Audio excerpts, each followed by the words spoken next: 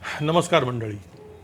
वपू काळ्यांच्या माणूस या पुस्तकातील त्यांनी वाईचे बिल्डर सुरेंद्र ताटके यांच्यावरती जो लेख लिहिला आहे तो मी वाचतोय. सोनार शिंपी सुतार अप्पा यांची संगत नको रे बाप्पा या यादीमध्ये आता बिल्डरचाही समावेश करायला हवा. दिलेल्या वेळात काम पूर्ण न करणं, ॲग्रीमेंट्स डॉक्युमेंट्सच्या बाबतीत गिरायकाला अंधारात ठेवणं किंवा लटकून ठेवणं हा नेहमीचाच घोळ. बांधकामाला उशीर होत गेला की जागेची किंमत वाढत जाणं हे सध्याच्या महागाईच्या दिवसात अपरिहार्यच. आपण या प्रांतात संपूर्ण अनभिज्ञ असतो. वाळू, विटा, सिमेंट, प्लंबिंग यापैकी नक्की कशाचा भाव वाढला आहे हे कळणं मुश्किल. जागेची 3/4 किंमत भरून झालेली असते.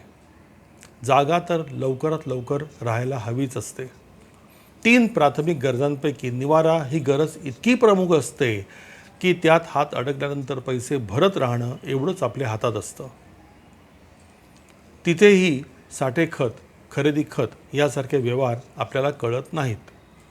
पुष्कळदा जागा तयार असूनही ती आपल्याला नेमक्या कोणत्या कारणासाठी मिळत नाही आहे याचा पत्ताही लागत नाही. मग तो बिल्डर एकदम परका असो किंवा जिव्हाळ्याचा असो, तो तुम्हाला मित्र या नात्याने भेटतो देखील, प्रेमाचा वर्षावही करतो, पण बिल्डर या नात्याने व्यवहार पूर्ण का करत नाही हे कधीच समजत नाही. हे झालं खाजगी बिल्डरच्या बाबतीत. सगळे पैसे भरूनसुद्धा बांधकामावर बोट ठेवायला जागा राहणार नाही अशी निर्दोष वास्तू तुम्हाला मिळत नाहीच. कामातल्या त्रुटी आपण सांगायला सुरुवात केली तर त्यात काय, ते साधं आहे हो, 2-3 दिवसात करून टाकू असं म्हणत आपल्यासमोरच हाताखालच्या माणसाला तशा सूचना दिल्या जातात. आणि एका महिन्याने पाहावं तर परिस्थिती जैसे थे. अशी अवस्था जिथे खाजगी बांधकामात होते तिथे हाऊसिंग बोर्डाबद्दल तर बोलायलाच नको. हाऊसिंग बोर्डामध्ये आपण लकी नंबर लागला तर जागा विकत घ्यायची आणि तीच जागा आपल्याला हवी तशी पुन्हा एकदा बांधून घ्यायची. वर्षानुवर्ष महाराष्ट्रात तरी हेच चालू आहे. पगारातली पैनपै साठवून प्रॉव्हिडंट फंडातून खर्च काढून किंवा शक्य असल्यास नातेवाईकांच्याकडनं पैसे उसने घेऊन माणूस छप्पर मिळवण्याचा प्रयत्न करतो, ते गळकं असलं तरीही. आणि ह्यांच्याच जीवावरती ते बिल्डर एअर कंडिशन गाड्यातून फिरतात. अशा पार्श्वभूमीवर एका अत्यंत प्रामाणिक बिल्डरची हकीकत सांगावी तर ती फॅन्टासीच ठरेल. पण मी स्वतः या फॅन्टासीचा एक साक्षीदार आहे. बिल्डरच्या प्रामाणिकपणापुढे मस्तक झुकवावं की संपूर्ण कामाची जबाबदारी बिल्डरवरती सोपवून निवांत राहणाऱ्या मालकाला सलाम करावा हे कोडं काही सुटलं नाही. बिल्डरचं नाव सुरेंद्र ताटके. सरकारी नोकरी आणि मुंबईतलं वास्तव्य सोडून आमचा हा ताटके त्याच्या जन्मगावी म्हणजे वाईला गेला आणि तिथं त्यानं बिल्डरचा व्यवसाय सुरू केला. छोटी मोठी कामं स्वीकारीत गेल्या 10 वर्षात वाईसारख्या ठिकाणी 50हून जास्त कामं पूर्ण केली. एक मध्ये गॅप घेऊन सांगतो की हा लेख साधारण 20-25 वर्षापूर्वीचा आहे, त्यामुळे आज त्यांची 250-300च्या आसपास वाईमध्ये बांधकामं झालेली आहेत. एक एक काम बघत राहावं असं. प्रत्येक वास्तू देखणी. चोरांच्या दुनियेत ताटके चोरांशीच स्पर्धा करत राहिले असते तर इतके नावारूपाला आले नसते. प्रामाणिक जगात स्पर्धाच कमी असल्यामुळे तिथं यश मिळायला अजिबात वेळ लागला नाही. सरकारी ऑफिसर्स आणि सो कॉल्ड नगरसेवक अशा माणसाच्या मागे लागल्यास नवल नाही. त्या सर्वांना सुरेंद्र ताटक्यांनी सांगितलं, मी साईटवर नसताना किंवा खुद्द वाईतही नसताना कोणत्याही साईटवर जा आणि बांधकामात भेसळ सापडते का ते बघा. हळूहळू या खाबू लोकांचा ससेमिरा कमी झाला. त्यातले काही जवळचे मित्रही झाले. आज सुरेंद्र ताटके कोणत्याही क्लायंटचे तळतळाट न घेता अभिमानाने जगत आहेत. एखादी अत्यंत देखणी, सुस्वभावी, सुशिक्षित अशी मुलगी एखाद्या सुसंस्कारित घरी पडली तर ते तिचं भाग्य. या जोडीकडे पाहिल्यानंतर बघणाऱ्या माणसांनाही एक निर्भेळ आनंद मिळतो. सुरेंद्र ताटके ही व्यक्ती म्हणजे त्या फॅन्टासीतील एक कलाकार. याच फॅन्टासीतील दुसऱ्या कलाकाराचे नाव आहे प्रसिद्ध शिक्षणतज्ज्ञ नी. र. सहस्रबुद्धे. यांच्या नावामागे लोकसंकेताप्रमाणे दुर्दैवाने कैलासवासी लिहायला हवं. पण आदर्श शिक्षक विद्यार्थ्यांच्या रूपाने अमर होत असतील तर नीरनच्या मागे काही शब्द कसा लिहू? निवृत्तीनंतर उरलेलं आयुष्य आपल्या आवडत्या गावी वाईला घालवायचं असं सहस्रबुद्धांनी ठरवलं होतं. कितीतरी वर्ष एका चित्राची माझ्यासहित अनेक वाचकांना सवय झालेली होती. 10वीचा निकाल लागला की पार्ले टिळकचे किमान 8-10 विद्यार्थी मेरिट लिस्टमध्ये येत असत आणि त्यांच्या मध्यभागी नीर सहस्रबुद्धे असा फोटो आपण गेले बरेच वर्ष मुंबईतल्या लोकांनी पाहिलेला आहे. त्यांच्या बंगल्याचं काम सुरेंद्र ताटके करतायत हे समजल्यावर मी कमालीचा आनंदून गेलो. आयुष्यामध्ये फारच मोजक्या व्यक्तींच्या प्राक्तनात योग्य वेळी योग्य व्यक्ती भेटण्याची पत्रिका असते. त्याप्रमाणे सहस्रबुद्धे आणि ताटके या दोघांच्या पत्रिकेतले सगळे शुभग्रह सेमिनारला जमावं तसे जमले आणि गंमत म्हणजे ही बातमी मला खुद्द नीरनकडून समजली. माझ्या नातीच्या ॲडमिशनसाठी मी त्यांच्याकडे गेलो होतो. मराठी माध्यम की इंग्रजी हा पॉप्युलर विषय निघाला. नीरज स्वाभिमानाने म्हणाले, गेली 75 वर्ष ही शाळा मराठी माध्यमाचाच पुरस्कार करीत आलेली आहे आणि तरीसुद्धा आज या शाळेचे विद्यार्थी अमेरिकेपासून कोणत्याही परदेशात व्यवसायासाठी गेलेले असले तरी त्यांचं कुठेही अडलेलं नाही.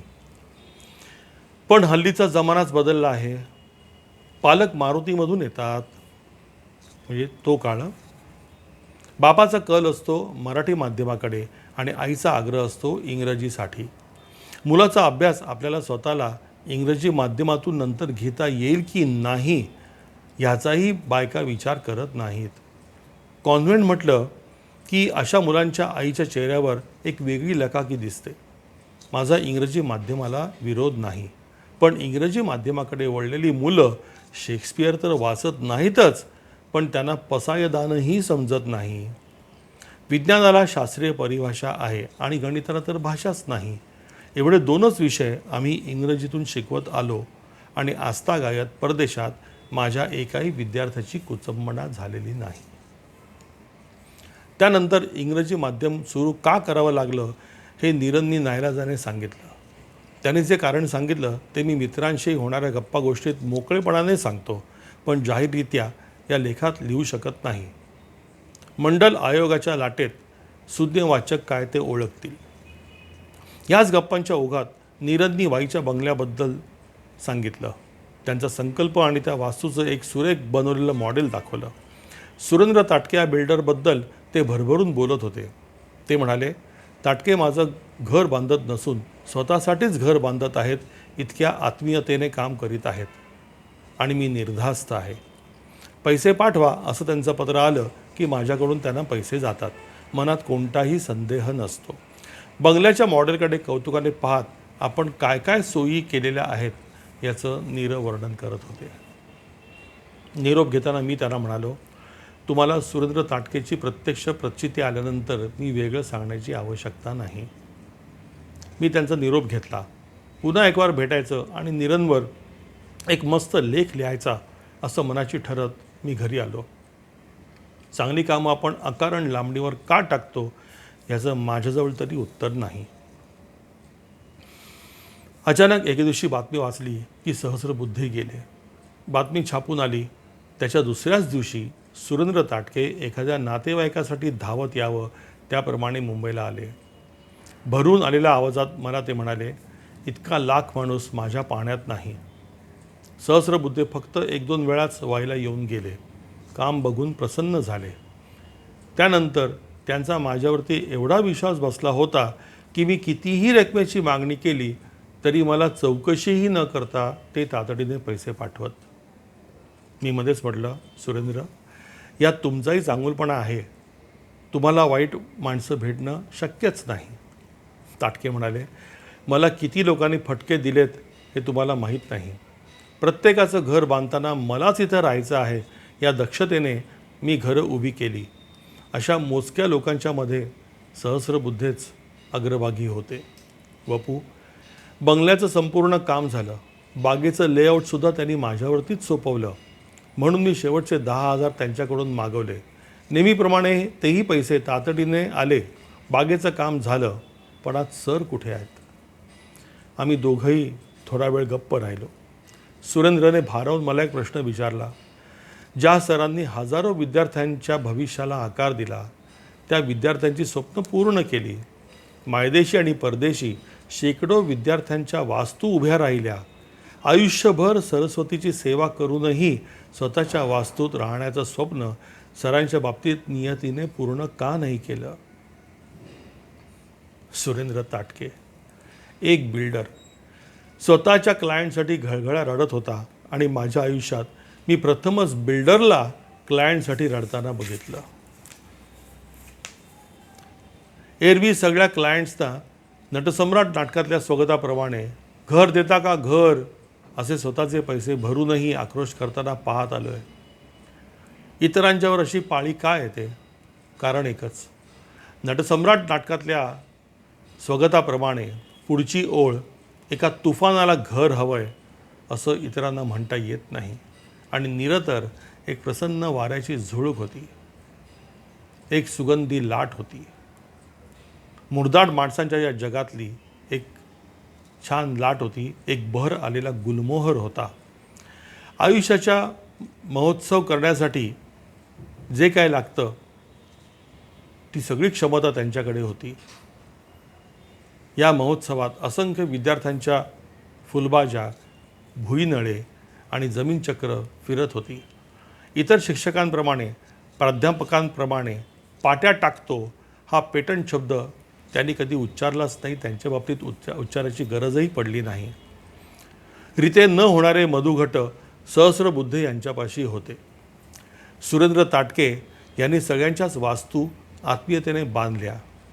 मग नीरजबद्दल त्यांना शोक असह्य का झाला? हा प्रश्न मनात आला आणि माझ्यापुरतं मला उत्तर मिळालं देखील. हे एका बिल्डरने दुसऱ्या बिल्डरचं घर बांधलं होतं, इतकं साधं होतं ते. आमचे ताटके, त्याला मी कधी कधी ताटकू म्हणायचो.